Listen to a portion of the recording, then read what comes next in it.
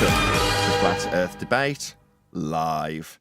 I'm your host, Nathan Oakley, and if you are new to this channel, or you've not done so already, then be sure to subscribe, hit the bell notification icon, and join button if you'd like to become a Nathan Oakley 1980 channel member and keep up to date with the Flat Earth Debate. If you would like to support the channel, there is a super chat that runs alongside each of these shows while they are live, and there's also a Ko-Fi, Patreon, crypto and thanks button in the info box below the video. Most importantly, if you'd like to join the discussion, simply mute the page you are currently watching, then click the link in the info box below this video to join the panel and express your views on the nature of Earth. If you do join, please don't swear. If you do, you'll be ejected, and if you are, please don't try to rejoin the stream using sock accounts. You'll be warmly welcome back on the next stream. Please also share the show on social media. Sharing the show obviously increases the live audience, but this in turn increases the chances of a more diverse panel, so please share the show on Facebook and X. Now we are joined by Wandek, Refracted Curvature, Neil, and a whole bunch of people in the Flat Earth Debate Discord server, so welcome one and all. Let's get it on! Good morning. Good morning. It's good to have you all. I'm going to do a few housekeeping questions. I'm slightly less exhausted, just with a bigger headache today. But we'll do a bit of housekeeping. Any evidence of a physical geometric sphere edge? That's the horizon, formerly known as Earth curvature. Why are we doing housekeeping when the question's already cleaned house? Neil, you realise that the majority of the Western world have absolutely no idea what we are on about or what we have to say or what we stand for. Yeah, you know something? You're right, because when you do that TV thing, when you talk to people, whatever you go on, I realize the world is in the darkness. Right. Well, housekeeping as a form and function serves to undo all of the most common arguments that we have faced over the last 10 years. And they do a concise job of it. That's why they've been kept in the forefront and at the beginning of all the shows for all this time. They're absolutely worthy of repetition. There will always be an excellent teaching tool. There'll always be a lead-in for us to entice one of our opponents to offer, for example, any scientific evidence of gravity.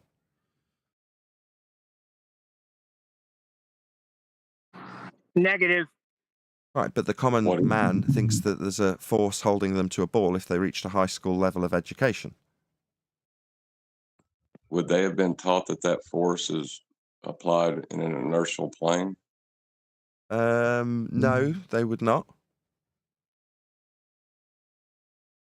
So it's not going down. Oh, in terms of what gravity currently is, it's a bent pseudo fourth space-time dimension. In terms of what you actually asked about, I answered incorrectly. What they would have been taught would be Newtonian. So my bad. Do both of them require that you live on a globe? No, that's where John's going. I'm waiting for him to pick back up after I answered him incorrectly, thinking of pseudo bent space-time when he's talking about going down. John, just to lead you back into your point. Yeah, they're incorrect descriptions of a force where they apply a direction to entropy is still with respect to an inertial plane. So you're going to need a flat Earth for that? Yes, absolutely. Yep, all roads lead to a flat Earth. That's the working title of the book. I'm hoping we'll pick up the final editing process. It's so close to being polished up and finished. All the chapters are done. We just have to go through it like from chapter to chapter, making sure it flows and all the crosses, all the T's are crossed and the I's are dotted, etc., etc. Who's got their mic? May I proofread it where I've not actively been involved in the rewrite? Can you what? The flow. Can you what? May I proofread it since I've not been involved directly in the editing? Yeah, you could be involved. I mean, so is that you causing that noise, John? Just open your mic again. Is it me? No, I don't think it is. Is someone from Discord trying to say something? It's like somebody making a blowing noise in the middle of this conversation, unless it's John's mic doing it. Okay, well, I'll just try and ignore it. You just join one of the... What I'll do is I'll after each of the shows, it probably won't be today, but I just leave the link hanging out there, and then normally when Adam's around, as he's got it on his PC, he goes through the text and we amend it as we go. Originally, we were making videos for the publisher to go through and final proofread it after we made our adjustments and verbally described them. But then he had I shouldn't really say this is non-public's business, what's going on with my publisher. But nevertheless, there was an issue with my publisher, and subsequently we started to rewrite it ourselves. And that's what we've been doing since. So Adam's actually been, transferring the text, literally doing it and typing it out. So he's pretty much, if you want to look at it one way, literally written the book. Adam, that is. So yeah, just join him on one of those sessions. Well, I was thinking I could give you an unbiased opinion because I wouldn't be actively involved in the creation or lending my opinion. That way, it wouldn't affect. Being there and being involved won't change that. Everybody's got their unbiased opinion, as they wanted to put it. Initially, when we were ripping up to shreds what had been done and was almost at completion, so about 2 or 3, maybe even longer months ago, right? Everyone with their unbiased opinion jumped in, and the whole thing was sort of, in terms of the ordering of it and certain sections of it, it was all getting ripped to pieces and put back together again before my very eyes. And after I'd just worked on it for months and months and months, it was quite distressing to say the least. But that's sort of all over now. It's been put back together with the sticky tape, but now we need to kind of take all the sticky tape off and remove all the Tipp-Ex. So it's not actually that is kind of an involved process that, if you want to be involved with it, that's the way to do it anyway, as opposed to just once Adam's done and we've rewritten it, if you will, it'll just go off to the publisher again, and he'll do that presumably on his own just to triple check. But it's kind of beyond that. But yeah, just join in if you want to. That is. Yeah, it's if you're involved in the art piece, you can't give an opinion on the art piece because of your involvement in it. And that's what I was saying, where I've not been involved in it. My opinion would be less biased. Yeah, fine. And that would be the case if you were involved. You just join in though if you do want to, as opposed to, oh, you guys get it done without my involvement and then send it on. It's like, once it's at that stage, it will just go off to the publisher. Is all I'm telling you. But if you do want to be involved, you can be.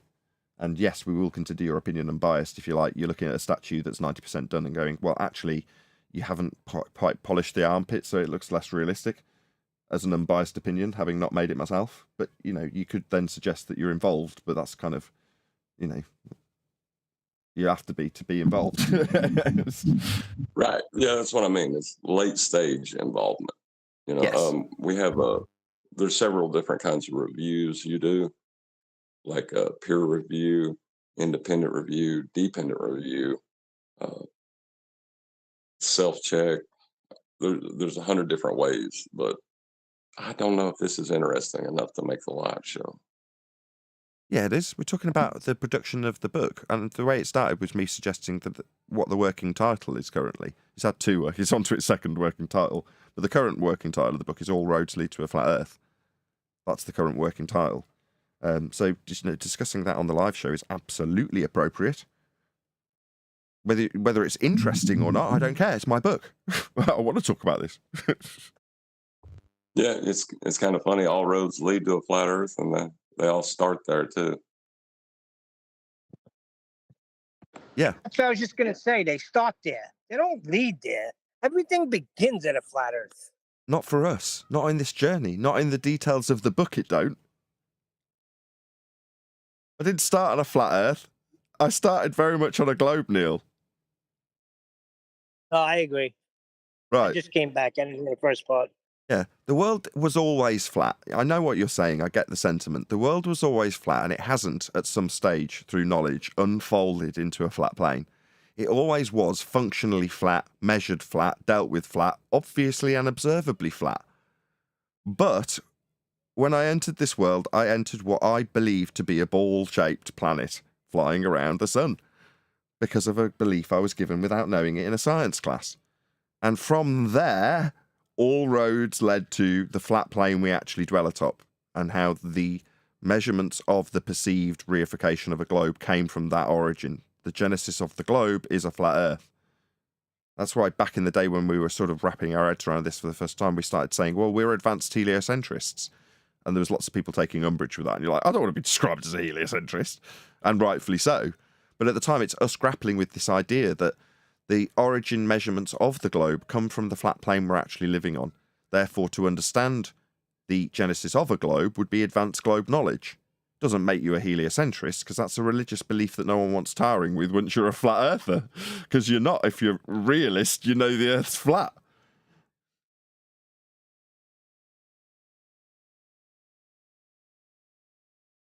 The other thing is, Neil, a good chunk of the titles of the chapters of the book are housekeeping chapter titles. Yeah? Like any evidence of a physical geometric sphere edge horizon formerly known as Earth curve.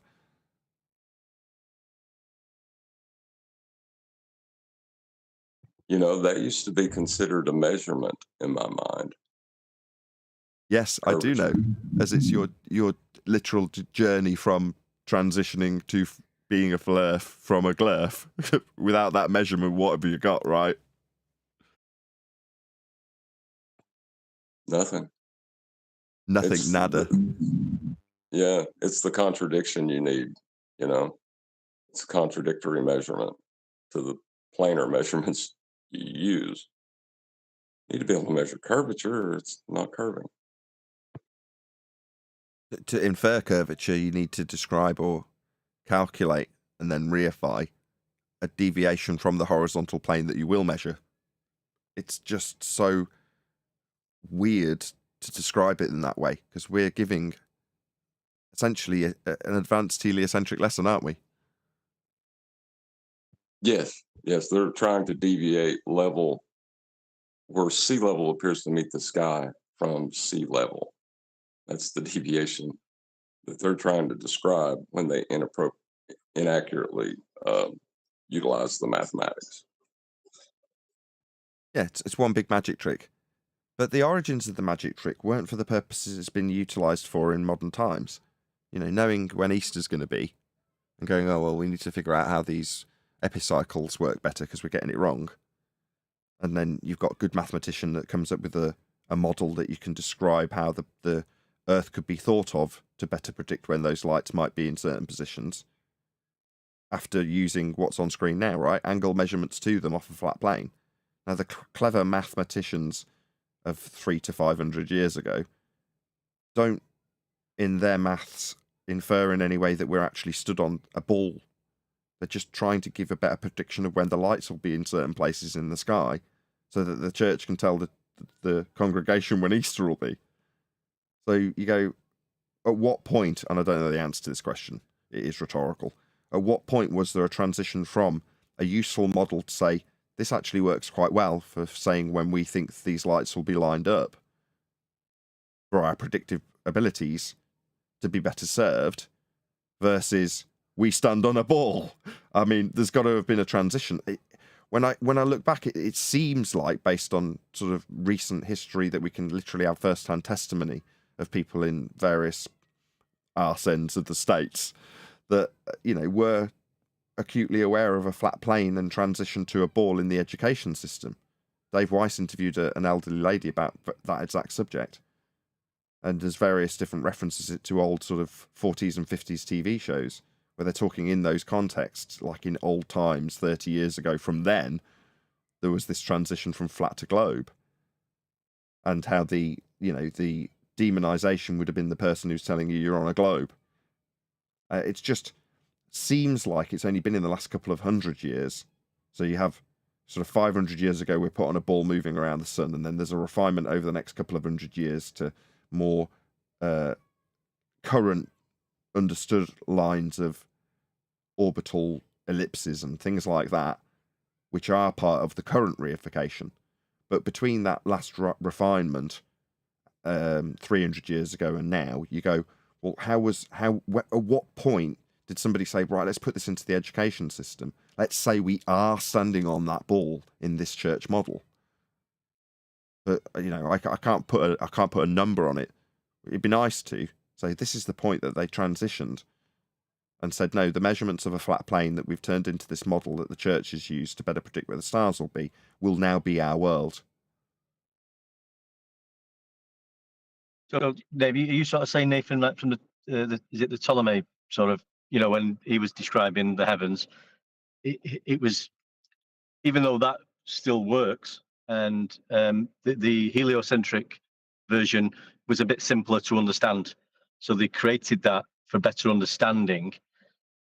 So by turning the flat Earth into a ball and changing the system up there, it's better for everybody to understand, because we can't work it out correctly as it is, because it's so, I don't know, we might never be able to work things out.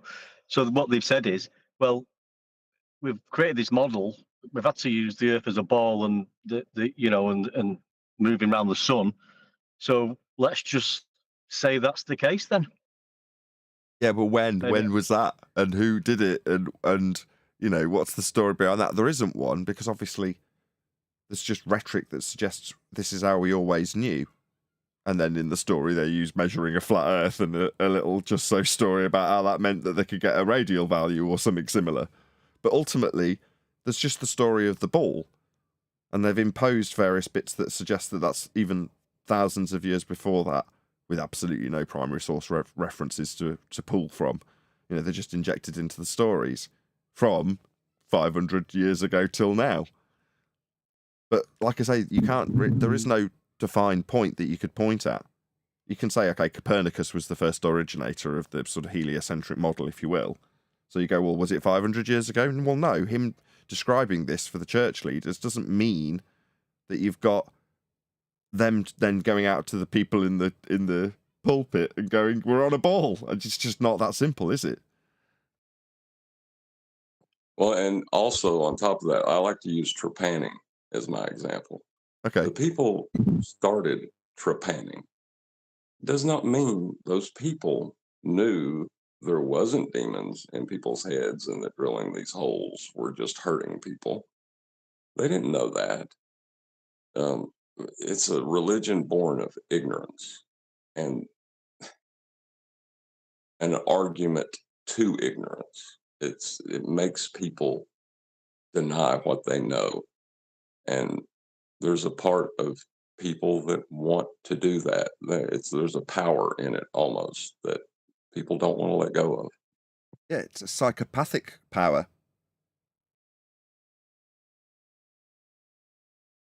You can control someone's reality. Yeah, it's the basis of gaslighting. I hate the fact that that's become a common term that people now use.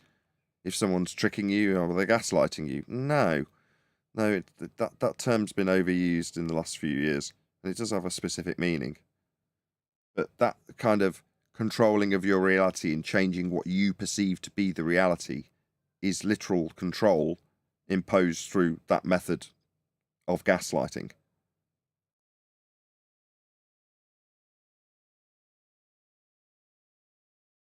I mean, think of the Omi videos you've done where the individual knows it's flat, but wants to argue with you about it being a ball.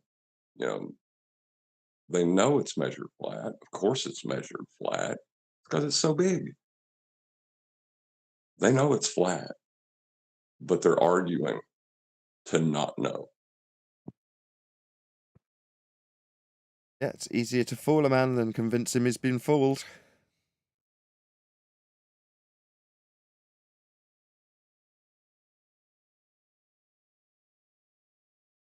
Yeah. Well, I'll shout out my own Omi videos. There's a playlist in the Nathan Oakley 1980 channel, so if you go to the homepage and then click on playlists, the top one is my ome.tv videos.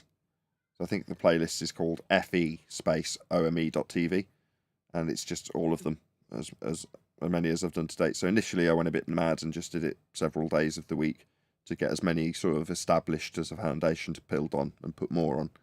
And I might do a couple of sessions a week or maybe one session a week initially to build it up a little bit more. But yeah, it's a horrendous amount of work to produce them, but well worth it as they seem to get a mention. I didn't bring this up, John did. So, people like them. Yeah, that's part of the reason I brought them up. But on top of that, though, uh, the authority and the power play that's going on is vulgar, and and you know what I mean. It's the everyone in that position of authority that should know this and does know this is also telling them the same nonsense. It can't be easy. It is not easy to overcome. Yeah, there's a certain defiance that people have been naturally instilled with for whatever reason and by whatever means that allows them to have the cognitive dissonance sit with them reasonably well. That is to say that they'll challenge what they have just told you about the measurements. A good example, or the perfect example, is, of course, it's measured flat. That's just because it's so big. Well, what do you mean so big? Okay, so it's measured flat and really big and flat. Well, no, I'm going to now assume my religious belief on top of the measurements I've just told you that I'll take of a flat Earth. And that's that after the flat Earth I've measured that's measured flat, I'm going to assume that it's actually a really, really, really big ball in just this local area that I'm actually measuring and utilising for my building purposes is flat on a really big ball that I'm not measuring and have no evidence of. You can't do that, Nathan. There are no flat surfaces on a ball. You're not allowed to do that. That's a violation. I'm just explaining what the normie in society will cognitively do if they have to deal with the fact that they've got to measure Earth. Well, if they measure Earth, they will measure it flat. And when they measure it flat, and potentially, which they often won't be, most people just get on with their jobs measuring it flat and they're like, yeah, well, of course we measure it flat. And they don't think, well, that would contradict the worldview I've been taught in science class. Most people don't think in those terms. They just get on with measuring it flat because obviously it's going to be measured flat. And then when you point out the contradiction to them, they suddenly take umbrage and tell you that it's because it's a really big ball. In other words, express their belief to you in the moment, in outrage. Yeah. Yeah, well, you got to give them. Go ahead, one day.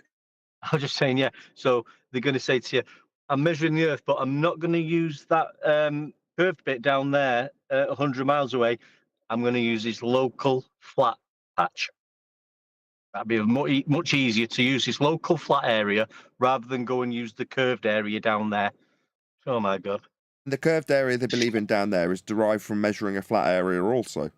So, like, this is a never-ending path back to a flat plane that's going to be utilised. So if you're going to infer there's a 100 miles away curve that you can't really use or get in the way of what you're doing, so you can use the Earth as a flat plane that you'll measure because it's a really big ball. It's like your inference that it's a really big ball would have Earth curve from the point you're standing at 8 inches per mile squared, and that inference that you can believe in, having 8 inches per mile squared when you're measuring it flat, is derived from a flat plane, surface level, and how high you are above it, eye level, parallel with it. So you'll need a flat Earth for that inference to believe in after you've measured it flat and then justified why it wouldn't need to be ball-shaped and how your belief extends beyond the bit you're measuring. It's like with a giant Home Depot. No, the bit that you're measuring is all you've got to go on. If you're going to suggest that we've got a sphere measurement, give it us. Well, you haven't. You've got an Earth curve calculator that derives surface level as a flat plane into a belief of an Earth curve below it. That's what you've actually got. You don't have measurements. So you've just got your belief and you've just got a claimed calculation derived from flat Earth measurements and the bit you're actually measuring that's flat. Imagine a load of Home Depots all next to each other, all measured flat. Well, then it's flat.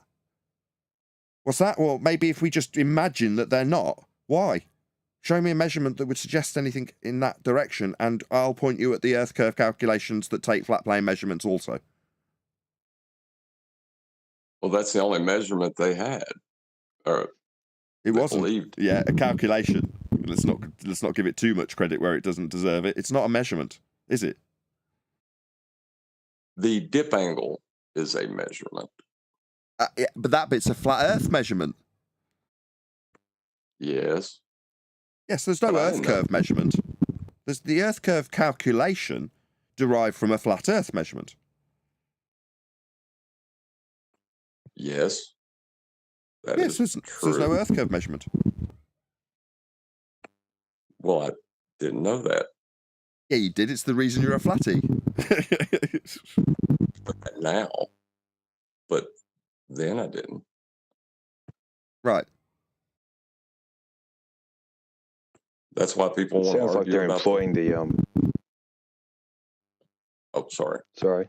It sounds like they're employing the Monty Python duck witch argument. Yeah, pretty much. If she's Yeah. weighing the same as a duck, then she's made of wood and therefore will float and therefore a witch. So we can burn her.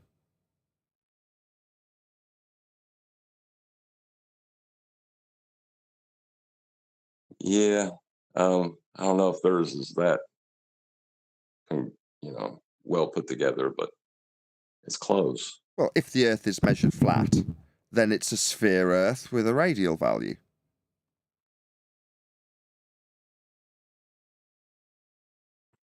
See, that's not quite as sound as Monty Python, is it? Well, King Arthur's claiming it's inductive logic. So, I mean, if Monty Python say it. Yeah, I'm just saying that them joking around and making fun of logic is actually better logic than heliocentrism. But the idea that a flat earther will argue that the horizon rises to eye level, right? Some And do, if they don't understand. right, but that argument is necessary because in the baller's mind, if the horizon does not rise to eye level and you can measure a dip angle, then the Earth is a sphere. A dip angle to what? A surface that's flat? Well, yeah, you need the parallel surface level, but we're not talking about that. Well, you're saying when they infer that the surface level and eye level differential that gives them the point below surface level can be inferred to be an Earth curve edge horizon because the orthographic view in Earth curve calculations say it is.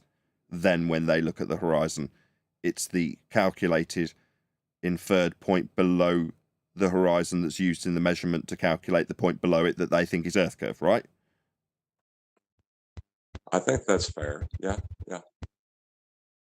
That is actually the logic, though, isn't it? That's the logic that's being inferred as opposed to the contrasting Monty Python logic with if she's made of wood, then she'll weigh the same as a duck. Therefore, she'll float and therefore we can burn her. Yeah, see, the Monty Python stuff's a little bit more sound. Fair enough. For whatever reason, every time you talk, you've got like a wind noise at the beginning of your mic opening. I don't know what it is. It might be where I'm sick. I'm wheezing. Oh, it's you blowing down the mic just before you say something. Yeah, it sounded like wind noise. Can you I not thought it breathe, swung please? rolling.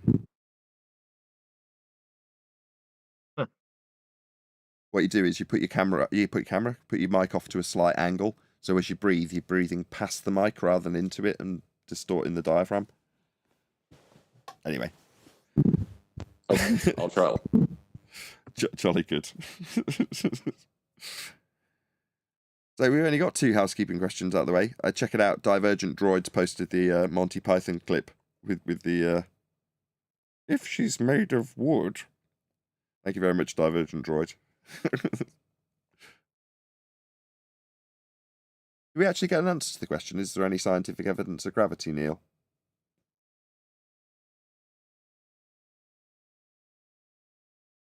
No, I think we was talking about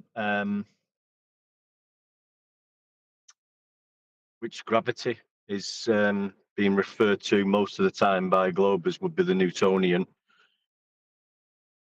where really the latest version is claimed to be the bending of space-time in a 4th dimension, which we could never observe anyway. In reality, That is the one with the asymptotically flat sky, right? Yes, you'll need a flat plane for that description of bent space-time. Yes.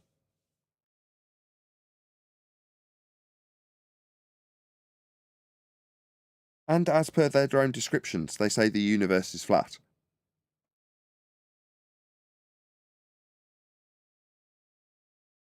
John's pointing out that part of the heliocentric rhetoric is this flat universe. It's the asymptotically flat plane that is being utilised in the mathematics of Einstein. Now, that's not suggesting that we, or John in this instance, is reifying the mathematics into something that's actually physically observable. He's not contradicting one deck, but he's saying that the mathematical description also relies on having a flat plane, an asymptotically flat plane. And I'm saying, to top that off, that's understood in the rhetoric, if you're a glober, when they tell you the universe is flat.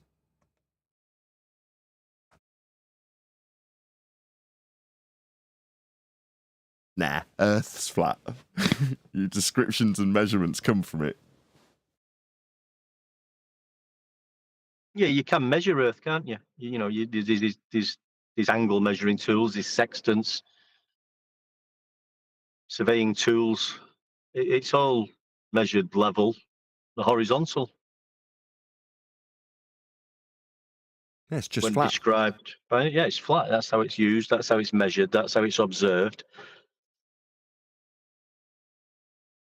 Just the way it is. There's no getting away from that. Oh, can you do me a favour, Divergent Droid? Sorry to cut you off one day. If you've still got your GoFundMe or whatever it is, Give Send Go campaign going, Divergent, can you pop that in the chat? Somebody only the other day was asking me, does Divergent Droid need some financial assistance? Did he have a Give Send Go campaign? I'm like, yes, I'm pretty sure he did have, but it was a while back. But there's a good chance it's still active. So if you don't mind, as you've just been so good as to, he's in the chat doing his thing, and one of the things he's just put up is, please donate to Patreon, PayPal, becoming a member. In other words, he's doing his e-begging thing on my behalf, and as far as I'm aware, he's got his own financial distress at the moment and has had a campaign to try and relieve that. So given that somebody specifically asked me about it, can you post your own campaign? And hopefully somebody will hit up you via Give Send Go, Divergent Droid. You are absolutely epic, and hopefully you do get some support if you do have that campaign still active. But you do such a blinding job. You are like the perfect YouTube moderator. I mention it, suddenly there's a link to the relevant video, even if it's Monty Python. You know, you can't get much better as a mod. And in terms of your temper, your general demeanour with the people in the chat, you know, you're not overly aggressive with your moderation skills. I just want to give Divergent Droid a bit of praise because he's fantastic. I'm sure everyone here will agree. I thought he was. Yep. Is he Go not? on. It really is terrible, your mic. It might be your connection. I don't know. You'll hear it back after the fact.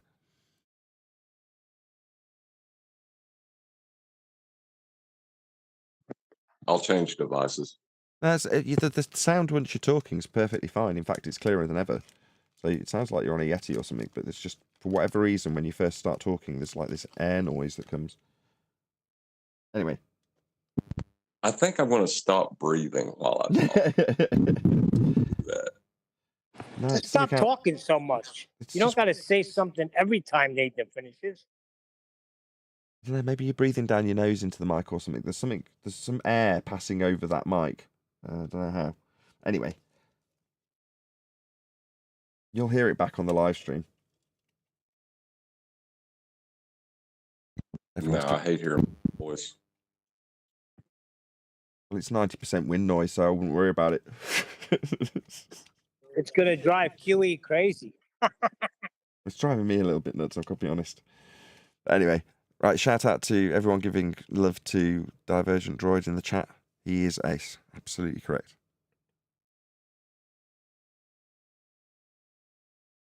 Still don't have a membership. Oh, do you want to do some e-begging for that, Neil? Are you in the chat ready to try and figure out if you will actually get a free membership if you chat immediately after someone donates them?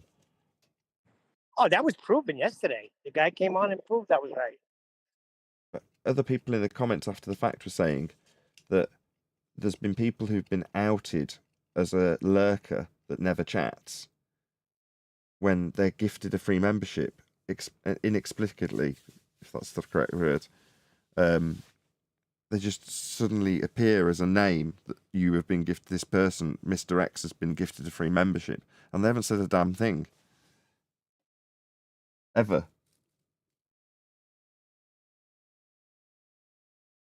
So I don't know. You might be right, Neil. I just don't know. Not to mention the fact that no one's actually gifting any memberships. But if you e-beg, it helps me. So you feel free to e-beg for those memberships. I don't know how it's done, but usually I'm a member and I'll go a week or so and not having it. It's going a little over now. So let's go. Whoever's been buying me one, let's get busy. I don't even know how much they cost. How much is a membership? Is it like $2 or something? I don't It's even not know. the money, it's the excitement. Like getting something for nothing. Yes, it's the excitement of the thing. Like, can I get it? Oh, somebody got me one. Nice.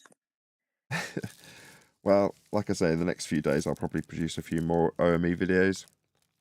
And because it's so exhausting editing them, I tend to just bosh them out to members. And then when it comes to actually publishing them to the public, I'll produce a thumbnail as and when for the one I'm going to release, as opposed to doing it all at once, because it's just too much work. So it means that you have to look past the crappy thumbnail that YouTube will ascribe to it automatically when they become member videos. But, you know, some of those videos have ended up having thousands of views. Now on TikTok, some of them have ended up having tens of thousands of views. Now, don't get me wrong, it's a younger crowd, so it's a different audience, but they're popular videos is what I'm trying to get at. So if you do happen to be a member and you happen to see some OME videos going up over the next week or so, yeah, it'd be worth checking out, even if the thumbnail looks a bit crummy.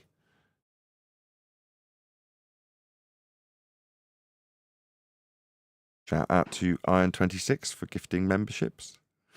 He's gifted 5 of them. No, I'm not there. They've already all gone. Iron26 says lol. Very amusing. And then Neil chats. Very funny. I love it. Jason got one. Scott got one. Endless got one. Bushel got one. Oh no, Bushel didn't get one. Unselfish Thoughts got one. You see, if you have a membership already and they gift it, you can't get it again until your membership runs out. Makes sense, doesn't it? Well, I'm on a different. Oh, John. I was gonna say, now that I'm on a different device, are we really talking about who's going to give Neil his next membership? Yeah. This is so cringe. But it's exciting for Neil, and yeah, you know, we've got 87 people watching. Hold on, wait a second. I think I'm a member. I think somehow I got it. No, you didn't, Neil. No, you're a moderator, not a member.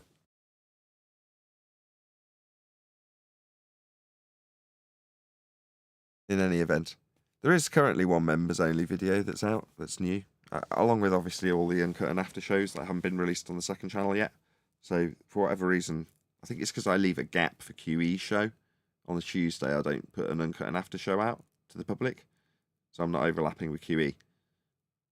Not that I'm obliged to do so. Sometimes I do. I don't want anyone to say, "Oh, you said you don't do that." Well, you know, I did it initially to put a bit of distance between the members' videos and the ones that actually come out to the public. So the ones that come out on the second channel now are about a week and a half behind.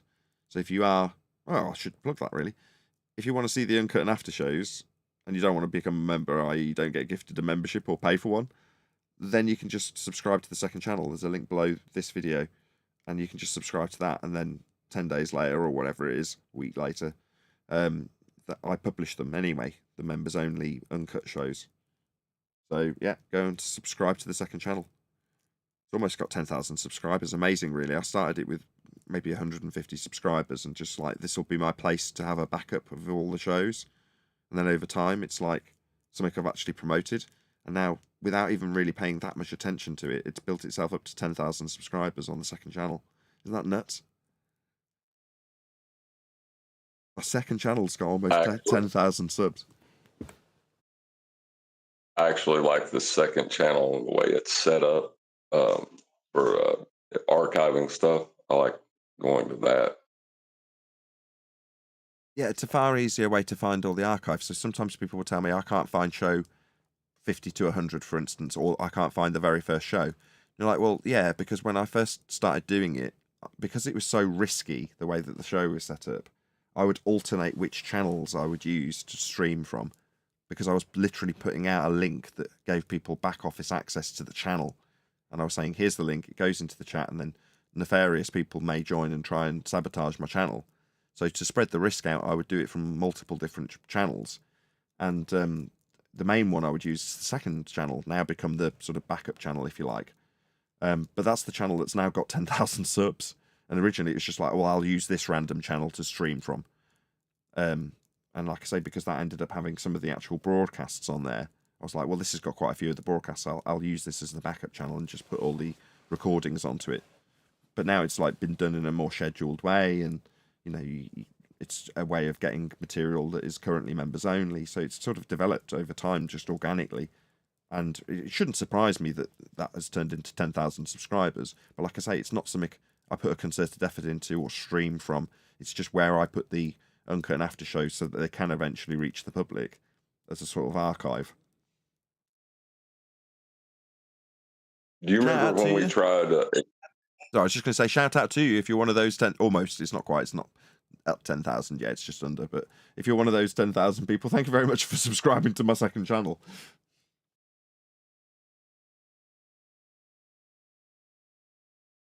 It's a great source if you're a baller looking to try to get past information. That's where when I first subscribed to it, I was still a baller at the time. There's quite a few people I see in the messages of the second channel that are so old in their subscription that they have subscribed to that channel based on the fact that it originally started doing Flat Earth Debate live streams, and they're not subscribed to the main channel.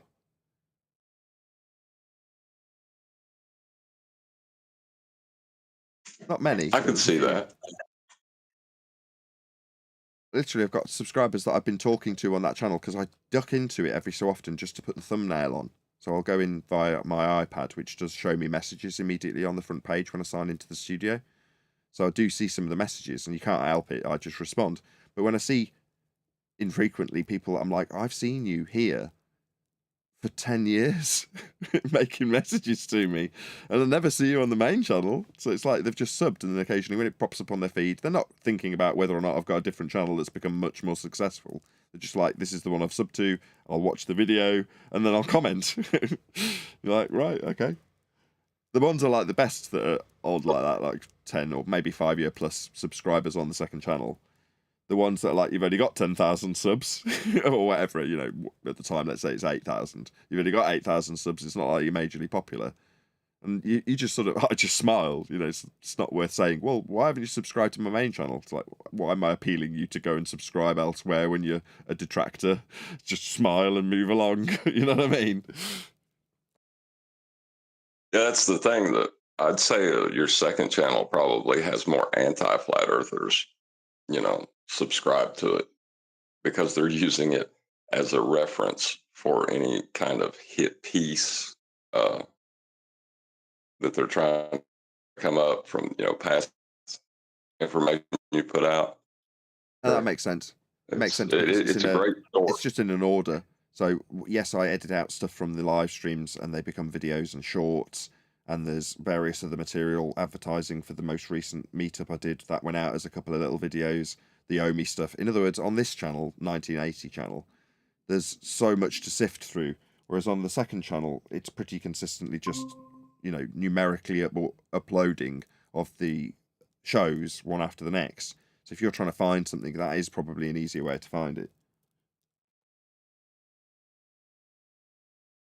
Sounds like they might have all had a meeting and said, how the hell are we going to get over this evidence that the guys are providing that the Earth is actually measured flat, and they've got the evidence with latitude and elevation angles. How are we going to overcome this? And they've all scratched their heads and said, I know. We'll just say we're using the locally flat Earth. And tell him it's a really big ball, obviously, and then walk away with a winning smile. What is a measurement for it to be so useful? Go on. Did you want to define it, or do you want me to look it up? It's to measure is to know. Measurement Right. is proof. Well, let's But- define it. The process of associating numbers with physical quantities and phenomena. I would accept that. Yeah. But why is that so important? Measurement is proof.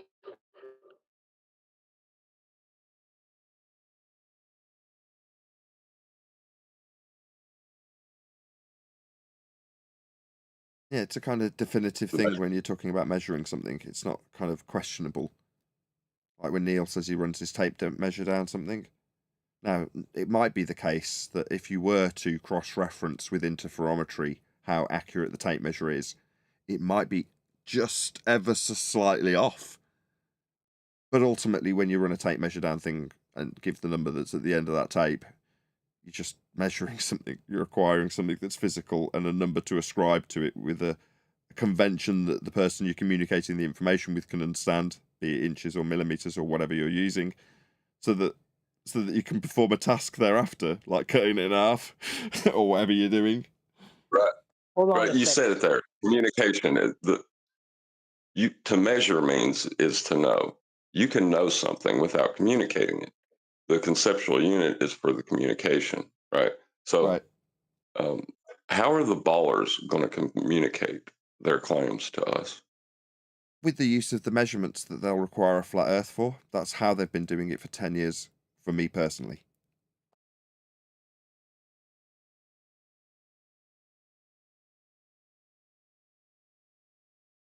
So to communicate your ball, you'll need the genesis of a flat earth to describe measurements that are taken with respect to the ground that you're inferring is ball-shaped. Yeah.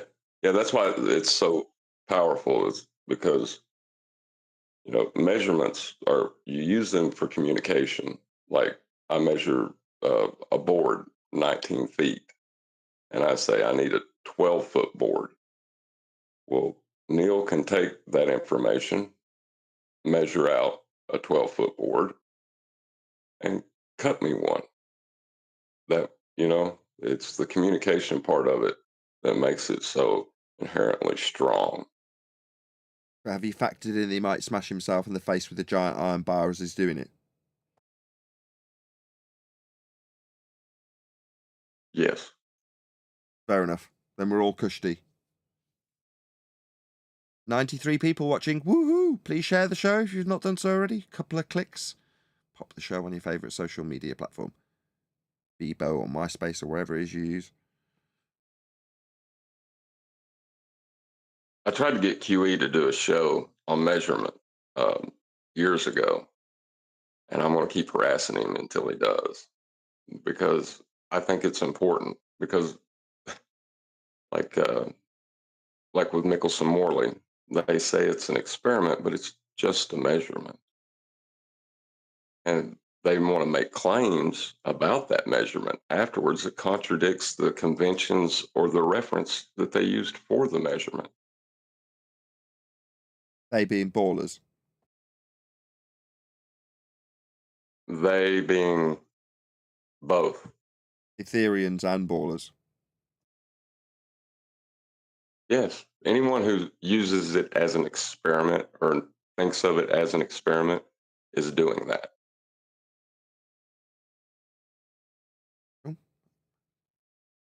My internet connection temporarily, it looks like. My connection comes back in a strong manner, I'll round out this show slightly early because it's giving me the whirly whirl. My recording's still running. Oh, looks like an off. Because I'm back. No, it's just I think I'll have to reset my router. It's obviously just gone a bit squirrely. Pretty certain it's not the computer itself, which has been absolutely flawless since it's had the new chip.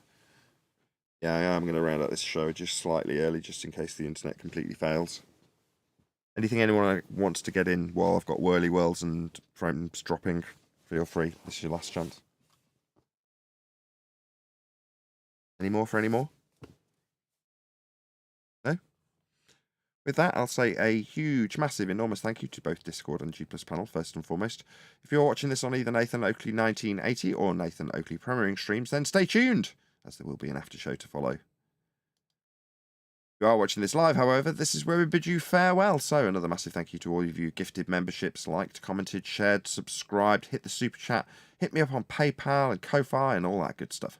I've been Nathan Oakley. Stay tuned if you're watching on an after show, and I will see you all in the next video.